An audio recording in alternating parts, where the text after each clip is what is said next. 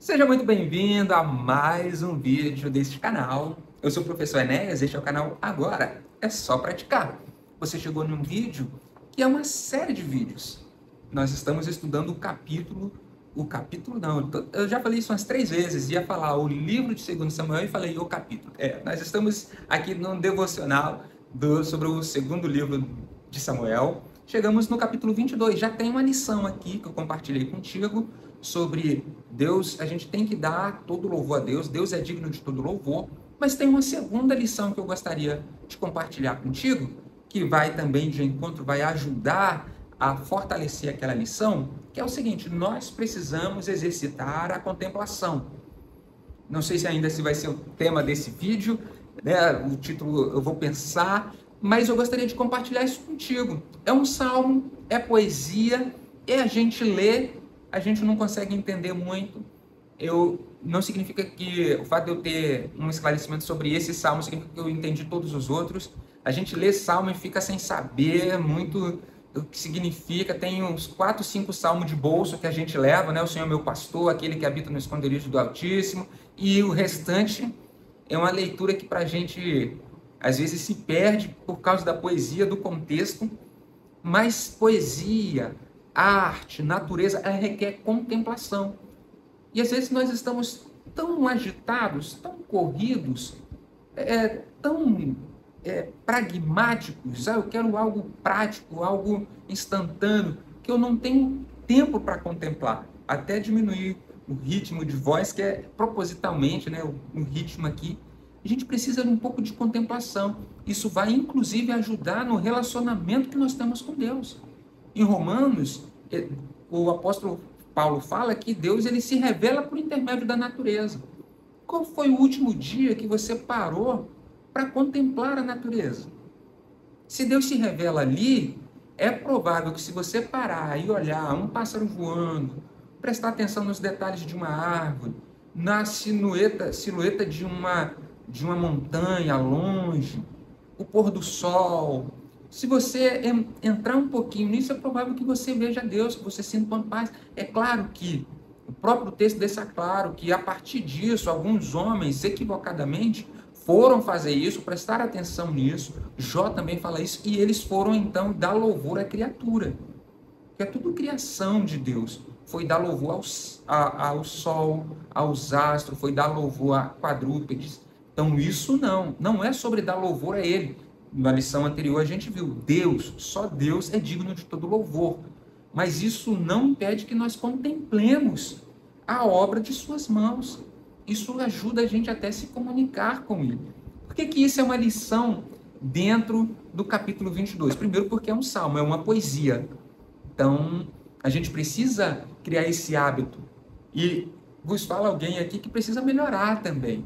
Eu não tenho ainda o hábito, não tenho aqui em casa ainda um livro de poesias para eu poder simplesmente ler e ficar ali me contemplando, né? Me deleitando ali naquela construção de palavras, naquela organização. Não tenho ainda, mas eu sei que eu preciso, mas eu já estou começando a colocar em prática em outros elementos. Então, por que isso emerge do texto? Por que essa é uma lição do 22? Primeiro, porque é uma poesia. Segundo, olha como Davi descreve dos versos 8 ao 15. Então, toda a terra estremeceu e agitou-se, e os fundamentos dos montes se abalaram. Tremeram por causa da ira de Deus.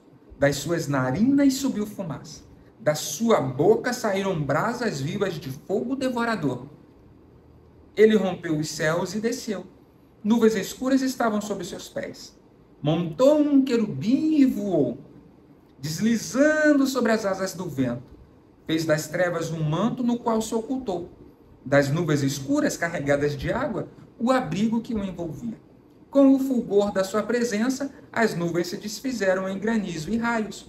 Quando dos céus trovejou o Senhor e fez ressoar a voz do Altíssimo. Atirou suas flechas e afugentou meus inimigos. Com os seus raios os arrasou.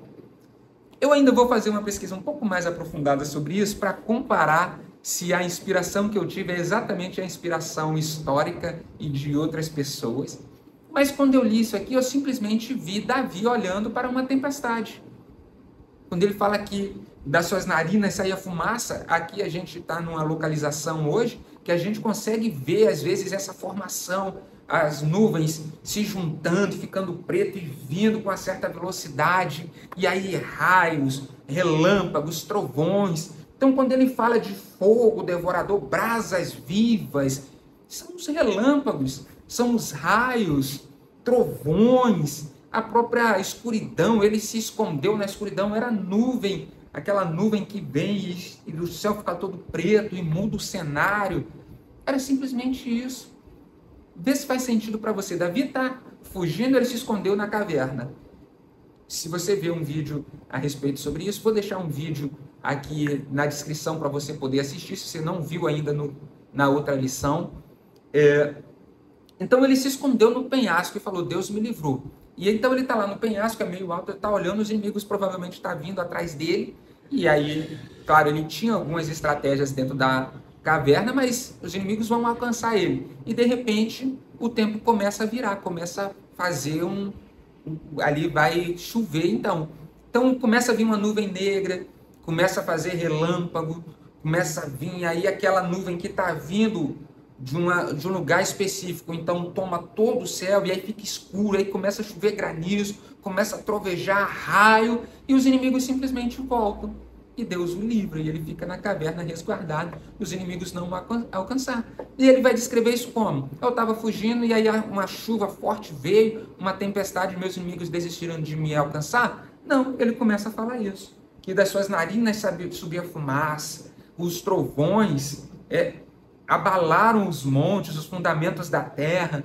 É isso, as trovoadas. Ele está falando exatamente disso, nuvens escuras, vento, montou no querubim, voou o vento que vem quando essas tempestades chegam, né, de forma inesperada, trevas, o fato de nuvens carregadas de água, desfizeram em granizo, trovejou, ele está simplesmente descrevendo uma tempestade. E olha como ele descreve a tempestade, a profundidade, a escolha de palavras. Ele poderia simplesmente dizer, choveu, uma tempestade forte. Não, mas ele para, ele contempla, ele deixa a arte, a inspiração fluir. E está na Bíblia, significa que o Espírito inspirou ele, e que depois as pessoas que o próprio Espírito foi usando para selecionar, para entender a inspiração bíblica, que estava de acordo com tudo, entenderam que foi inspiração. Então o Espírito também está ali, na escolha de palavras, palavras mais ricas, às vezes uma comunicação pobre, a gente não tem um adjetivo para uma palavra, a gente não tem sinônimos, nós temos uma única palavra, a gente não consegue falar duas palavras que expressem a mesma intenção. Olha nos versos anteriores, penhasco, fortaleza, abrigo, rochedo, escudo, torre forte, refúgio. Ele está falando tudo, é a mesma coisa. Qualquer outra pessoa vai falar assim, não, o Senhor me guarda, ponto. O Senhor é minha fortaleza, ponto. Eu não preciso falar fortaleza e refúgio, porque é a mesma coisa. E não, e olha só, ele se deixa fluir, ele está em um estado de contemplação. No verso 20, no Salmo 27, ele fala, uma coisa pedi ao Senhor e a buscarei, que 27, cadê? 27:4, um anseio manifestou ao Senhor e a sua realização buscarei, que eu possa viver na casa do Senhor todos os dias da minha vida para contemplar a glória do Senhor e buscar a sua orientação no tempo.